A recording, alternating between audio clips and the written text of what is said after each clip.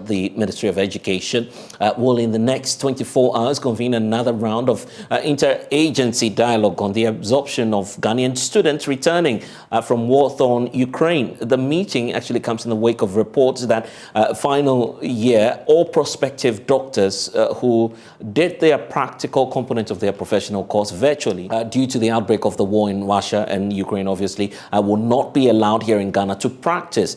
Now, according to the Medical and Dental Council, the explanation we're getting is that September 16 was the final assessment date, which means that for now the doors have been shut to all students, especially final year ones, to participate in a test that was organized for the returnee students to be absorbed into the system. And that's beginning to create some problems. Meanwhile, the Ghana Medical Association is backing the move by the Medical and Dental Council, describing the move as one in the interest of public safety. Here's the General Secretary of the group, Titus Bayer. True that the Medical and Dental Council is refusing to recognize certificate or people who trained in Ukraine. Facts, as we have been informed and been aware of, is that when the war broke out, the Medical and Dental Council initiated talks to see how we can help our colleagues who are schooling in Ukraine, whose training may be truncated because of this war. And together with government and other stakeholders like deans of the medical schools in Ghana, both public and private, Ministry of Foreign Affairs, some officials from the Office of the President have been working for months to see how we can integrate these students. They were given an opportunity to bring their transcripts and certificate of verification, and a committee was asked to go through that. I'm informed that some did not submit any document at all, but those who submitted were asked to go through a placement exam. This is to help us know what level they can be placed in the private and public medical schools in Ghana. And this exam was done for about 100 or so students, but some people did not take this option available to them at all and opted that they want to do the course online. So if you read the directive of the Medical and Dental Council, which the Medical Association supports, is that nobody can study medicine online and be allowed to write a licensing exam. Medicine is a practical course. You have your theory, you have the clinical that must go with it. And it is a global regulatory standard. Nobody, no country allows people to study medicine online. So it's either you integrate into the medical schools in Ghana through the placement exam that was given, which you will be trained to have the practical sessions of medicine, and then you can then write the licensing exam. Or you can choose to school anywhere else in the world, but it has to be a practical course in an accredited institution. And then when you complete that, you can write the licensing exam. We cannot allow people to do the program online and then write a licensing exam. And I think that is what the MDC has put out, and it's for the sake of public safety. So I am yet to see any system, developed system in any part of the world that permits virtual training of medical students. So there's no advanced system yet, to our knowledge, that allows medical to train virtually. If you go to the US, to the UK, to China, Europe, nowhere is there any advanced system that allows virtual training of medical students. Medicine is a practical course, and medicine has geographic specification. It is a reason why even if you train in the US, in the UK, and you want to practice in another country, you must write the licensing exam of that country for us to be sure that you are conversant with medical conditions in that country.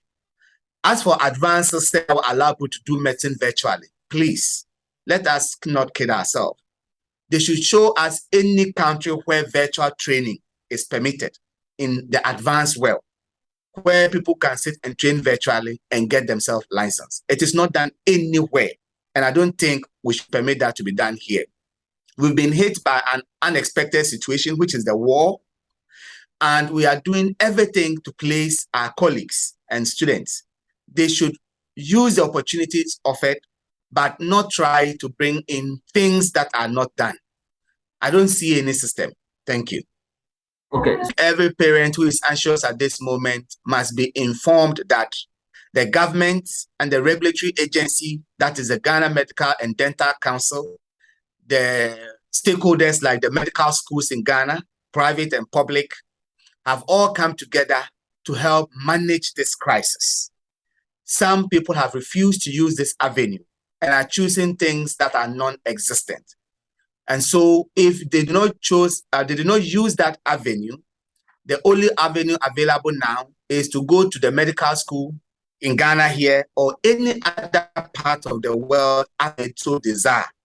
But the practice of medicine has been time tested and the training has gone through series of evolution. We have not yet reached a point where anybody can have medicine virtually in terms of training. So advise your wards accordingly. Let them submit themselves to the system so that they are properly trained to work as doctors that will save lives. There are no shortcuts to this, and you cannot have an alternative other than the bedside, the clinic, the patients, and training that will make you a good doctor. And I'm not sure any parents want to have their wards come out as not properly trained who would harm other human beings. We are aware that government has been part of all this arrangement, that government has been part of the processes that has led to the placement of our colleagues, and I think that fact must always come out. They wrote these exams for free. They didn't have to pay for the exam because of the situation they find themselves in. And whatever discussion government is going to hold through the education ministry, I'm conscious, and I'm sure they are also conscious of the fact that medicine is about life. And so they'll take the best decisions in the interest of the country. Let's remember, if you release one half-baked or one half-trained doctor, he's a danger to everybody in this country. And we medical trainers or educators are conscious of that fact, that my student may be the one operating on me tomorrow. And so we are hopeful that they will take the best decision in the interest of everybody. But the principles of sound medical training will be applied. Well, let's get more on this because Joy News is learning of a scheduled meeting by the Education Ministry to further discuss some matters relating to this.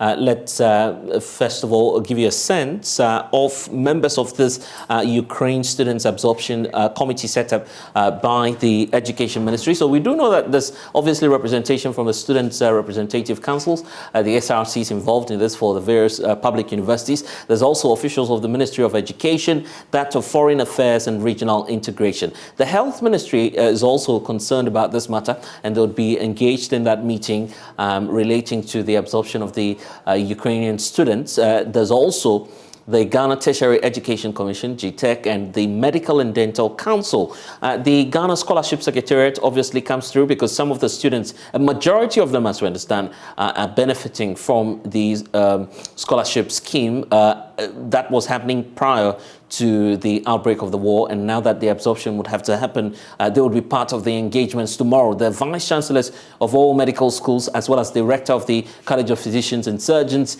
amongst other stakeholders, will also be representing tomorrow in that meeting. So let's bring in now Opoku Mensah, who's deputy spokesperson at the Ministry of Education. Thank you so much, sir, for your time. The last time this group met, obviously there were some recommendations that were put across to cater for the Ukrainian returnees, most of them being medical students. What recommendations did you do in terms of how they should be absorbed into the various universities?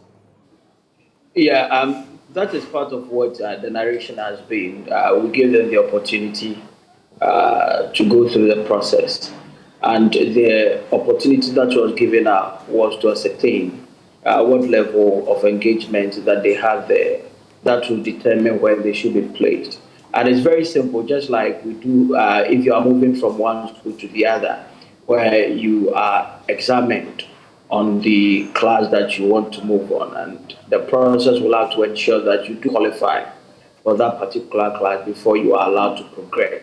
And if you don't qualify in there, that is the grade that you're seeking for, then you have to be at the grade that you are, so that we can have a smooth system. And that opportunity has been given out to our brothers and sisters who unfortunately came out from that country.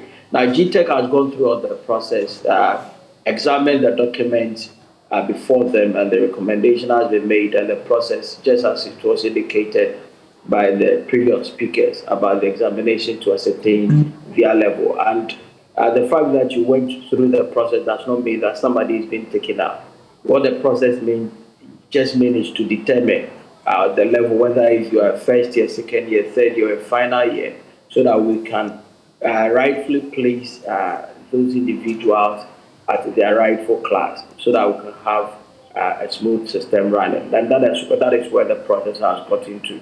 And it was an opportunity to give given to all the prospective students from the Ukraine to be integrated into our system and continue education. So that is where we've got into.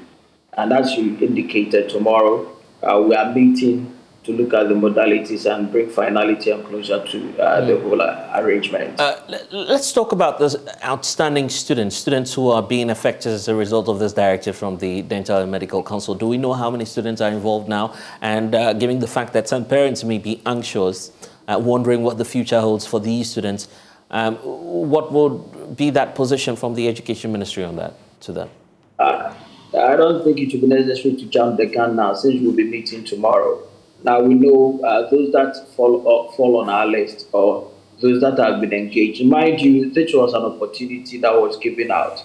It's not as if somebody is being forced to take a wish out of what they don't desire. So you will have to decide on your own whether you want to be part of the process or not. So that is what government did to engage, and that is why you have a representative from each outfit as part of the whole process. So currently, we, as to those who are affected, whatever, do not come in for now.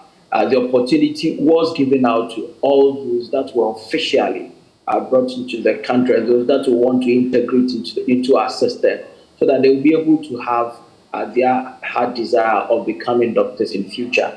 And that is where the focus was, and that is where we've got into. So let's wait for tomorrow. I'll stick with this again. We look at all the deliberations and see how best we can bring finality to the whole conversation. In terms of the students affected, I'm sure that perhaps there may be some who are not reading courses relating to medicine. So how are you providing for such groups as well? Because it appears that you're just involving chancellors of all the medical institutions and the colleges of physicians and surgeons. What are you doing to cater for those who may not be reading medicine? No, it's a whole package. It's a whole package for all our brothers and sisters who came from that part of the country. And because the medical thing has become a topical issue, that's why we are engaging. So that is why the focus probably has been on what we're talking about. Not necessarily that they are out of the equation. No, it's a whole inclusive package. And the Ministry of Education is determined to ensure that whoever deserves education receive it, irrespective of where you're coming from. And provided you meet the criteria or the qualification for you to pursue your dream. So that is what we are doing. But because that the focus of medicine has become a topical issue, that is why it's warranted that we do engage on that line to bring our stakeholders involved to see a smooth process in there. The other subject area, programs in this adaptation isn't as difficult as probably one may think. It's easy to adapt in there, provided the documents are valid and GTEC going through the document and seeing that you do qualify, and therefore you can continue from that line. So, and it's important, and it's very instructive that you're raising concerns about how easy it is to adapt with other courses and not when it comes to medicine. And that's where some experts are raising concern that you may compromise on the quality, because we're not too sure of how to properly integrate these people who have been learning in different systems, in different universities, trying to find the standard places for them within the same framework in terms of our education system may compromise some level of quality. And this has got to do with public safety. It's part of the concerns that the Medical Association is raising. How are you ensuring that you do not compromise quality of the type of doctors that may be churned out? The association is re-echoing what the process have been. And you and I know, within the final years of the medical training, it's purely practical, as it was indicated. So that is why it's important that GTEC goes through the process, and the other relevant bodies are also involved in the whole process. Nobody will want to compromise on quality. The standards are set out, the criteria are met. That is why it is important that we do determine the level of every prospective student within that category, so that we can still maintain the quality and the standards that we're all looking for. Standards cannot be compromised on the basis that I'm coming from a war-torn country. So therefore, we need to lower the standards for everybody. That is not what we do at our end, and that is not what we do in this country. We stick to the status quo and ensure that whoever is part of the process, whoever is part of the system, adhere to the high standards which are set out for quality delivery. At the end of the day, we're looking for a well-trained people to be able to man our health facilities. And on that score, we cannot just compromise on anything and not allow anything to pass through. We are sticking to the standards. That is why the committee set out is looking into it. That is why the opportunity is given to our brothers and sisters from that end. That is why GTEC is doing a meticulous job in looking at the documents. And that is why the entrance to ensure that the rightful place is given out to these prospective students rather than lowering the standard for somebody. There are concerns about the universities in which you're going to place some of these students, public ones, of course, given the fact that they may be distraught out of the shellings that we witnessed in Ukraine. Some of them a very traumatic experience for them. Is government considering absorbing some fees as well and some charges as well that may come up in the very final parts of their training as they move into these institutions? Yeah, as was indicated, the exam that they took it for free. And as I told you, we don't need to jump the gun. Since we'll be meeting tomorrow to look at all these, definitely communication will be made out. And they do have a representative on the committee to look into the issue. But we want the rest of the citizens to be rest assured that we do stand for quality. And that is what we're going for. And that is what we want to achieve at the end of the day. So let's keep our fingers crossed while stakeholders meet tomorrow to look at all the other issues. Definitely communication will be made out to the good people of Ghana to be assured of the process so that we can have a smooth running in terms of ensuring reintegrating our brothers and sisters from that country into our fold. If there's anything that parents need to be aware of at this moment, what would that message be? Parents should be rest assured, as indicated. And mind you, the contact wasn't done with students alone. Their parents were greatly involved right from the onset and in getting to where we've got into. So they are abreast with what is within the fold and what government has placed on the table and what the decision should be from their end. And we take it as a whole package to run with. So they should rest assured that we are committed to this process. That is why we've taken it upon ourselves to ensure that we give the rightful education to our brothers and sisters, irrespective of where you're coming from. But again, the standards cannot be lowered for any gains. So we are sticking to it, and definitely at the end of the day, we'll communicate whatever decision which comes out after stakeholders have deliberated tomorrow in bringing closure to the whole issue about the student from Ukraine. Yao Pokumensa is Deputy Spokesperson at the Ministry of Education. Thank you for your time.